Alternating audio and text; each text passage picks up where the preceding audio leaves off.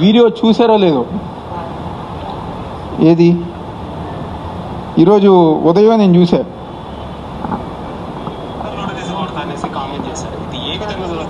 నిజంగా జగన్మోహన్ రెడ్డి బట్టలు ఉడతీసేవాడైతే వాడి పెళ్ళం ఎందుకని అవినాష్ రెడ్డికి ఉదయం పూట 3 గంటలకు ఫోన్ చేసింది.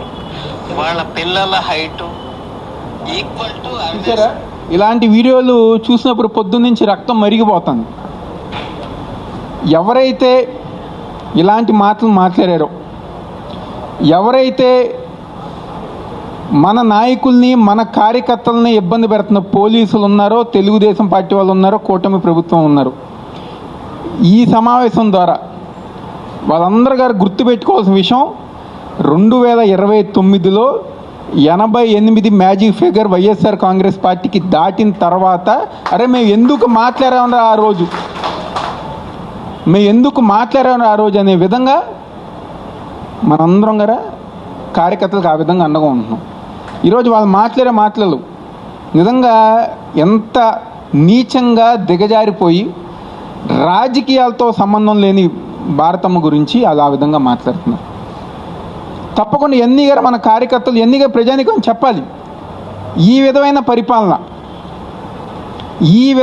పరిపాలన ఈరోజు కూటమి ప్రభుత్వం ఆధ్వర్యంలో జరుగుతుంది. కాబట్టి రాబోయే రోజుల్లో తూర్పు నియోజకవర్గంలో అంటే డివిజన్ కమిటీల దగ్గర నుంచి మన ఆర్గనైజేషన్ అనేది ఒక బలమైన ఆర్గనైజేషన్గా ఈరోజు మన తూర్పు నియోజకవర్గంలో మనం బలోపేతం చేసుకోవాలి.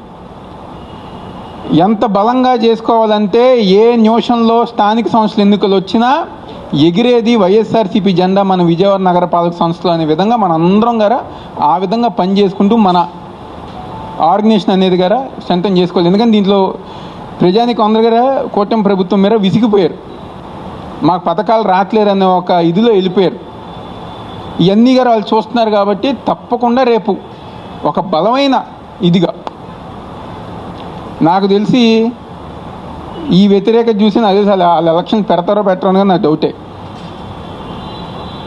ఒకవేళ పెట్టినా మళ్ళీ ఎగిరేది వైఎస్ఆర్సీపీ జెండా అనే విషయం దయచేసి అందరిగా గుర్తుపెట్టుకోవాలి, మన ప్రజానికానికి చెప్పాలి. ఆ విధమైన బలమైన ఆర్గనైజేషన్ మన నియోజకవర్గంలో ఇచ్చేసుకోవాలి.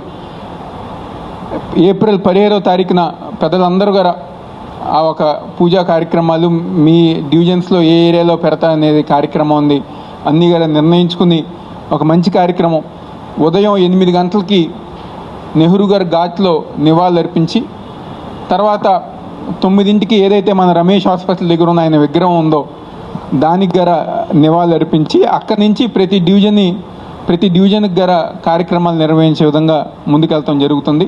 అదేవిధంగా ఏదైతే మండల కమిటీలు ఉన్నాయో కొత్తగా ఏర్పడిన మండల అధ్యక్షులు పెద్దలు కార్పొరేటర్స్ కానివ్వండి, డివిజన్లో ఉన్న పెద్దలు కానివ్వండి, డివిజన్ అధ్యక్షులు కానివ్వండి, లేకపోతే రాష్ట్ర కమిటీలో ఉన్న పెద్దలు అందరి ద్వారా సమన్వయపరుచుకుని కోఆర్డినేట్ చేసుకుని ఆ ఒక ప్రఫార్మా మండలానికి సంబంధించి ప్రతి పర్ఫార్మా గారా అందరూ తీసుకెళ్లే విధంగా ముందుకు వెళ్ళాలని చెప్పని కోరుకుంటూ, అదేవిధంగా ఒక రాబోయే రోజుల్లో ఏ కార్యక్రమం వచ్చినా, ఏ నిరసన కార్యక్రమం వచ్చినా, ఏ ధర్నా కార్యక్రమం వచ్చినా మన ఆర్గనైజేషన్ కనుక స్ట్రాంగ్గా ఉంటే ఎట్టి పరిస్థితుల్లో పిలవగానే 200-300 మంది ఊరికనే వస్తారు.